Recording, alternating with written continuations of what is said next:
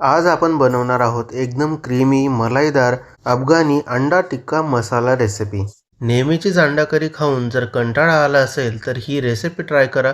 जबरदस्त टेस्टी लागते। चला तर मग रेसिपीला सुरुवात करूयात। त्याआधी तुमचं कुकिंग डायरीज विथ राहुल या चॅनलमध्ये सहर्ष स्वागत। या रेसिपीसाठी मी इथे 7 अंडी घेतलेली आहेत। त्यामध्ये आता पाणी घालून ही अंडी उकडवून घेऊयात। आता या अंड्यांचे छिलके लवकर निघावेत त्यासाठी एक ट्रिक आहे। जेव्हा आपण अंडी शिजवून घेतो त्यावेळी त्यामध्ये किंचित मीठ आणि किंचित तेल घालायचं आहे आणि मग ही अंडी शिजवून घ्यायची आहेत। आता तेल आणि मीठ घालून झालेलं आहे। आता आपण ही अंडी कुकरला 1 ते 2 शिट्टी करून शिजवून घेऊयात।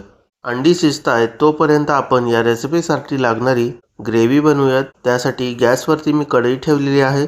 यामध्ये आता थोडंसं तेल घेऊयात। तेल गरम झाल्यानंतर 3 मध्यम आकाराचे कांदे मोठ्या आकाराचे पीसेस करून तेलामध्ये घातलेले आहेत। आता हे कांदे आपण 1 ते 2 मिनिट परतून घेऊयात। परतून घेतल्यानंतर यामध्ये 5 ते 6 लसणाच्या पाकळ्या, 1 इंच आलं बारीक चिरून घालायचं आहे। त्यानंतर 10 ते 12 काजू आणि 4 ते 5 हिरवी मिरची अशा प्रकारे कट करून घालायचे आहे। आता हे सर्व मिश्रण 2-3 मिनिट आपण परतून घ्यायचं आहे।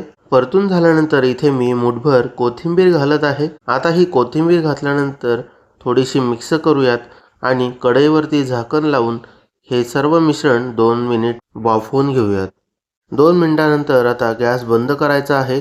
हे मिश्रण एका प्लेटमध्ये काढून घ्यायचं आहे आणि थंड करून घ्यायचं आहे। मिश्रण थंड होत आहे तोपर्यंत आता अंडी उकडून घेतलेली आहेत। आता यातलं प्रत्येक अंड अशा प्रकारे घ्यायचं आहे आणि अशा प्रकारे याचे कट्स बनवायचे आहेत। प्रत्येक अंड्याचे 2 ते 3 कट करायचे आहेत।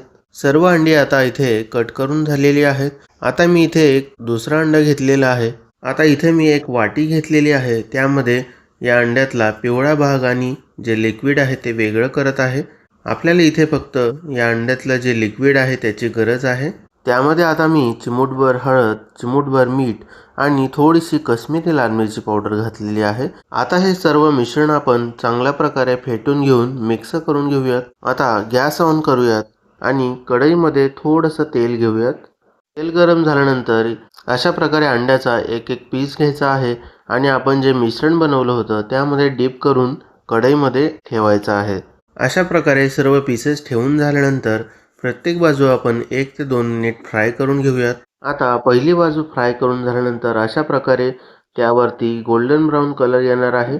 त्यानंतर दुसरी बाजू फ्राय करून घेतल्यानंतर मी एका प्लेटमध्ये काढून घेतलेला आहे। आता ग्रेव्हीसाठी जे मिश्रण तयार केलं होतं ते आता थंड झालेलं आहे आणि आता हे मिश्रण आपण मिक्सरमध्ये घालूयात आणि किंचित पाणी घालून याची एकदम फाईन पेस्ट बनवून घेऊयात। आता त्याच कढईमध्ये आपण पुन्हा 1 चमचा तेल घेऊयात। तेल गरम झाल्यानंतर तेलामध्ये 4 लवंग आणि 2 वेलची घालून 1-2 मिनिट परतून घेऊयात। परतून झाल्यानंतर आपण जी ग्रेव्ही बनवली होती ती घालूयात। आता ही ग्रेव्ही आपण गॅसची फ्लेम एकदम लो करून 2 ते 3 मिनिट परतून घेऊयात।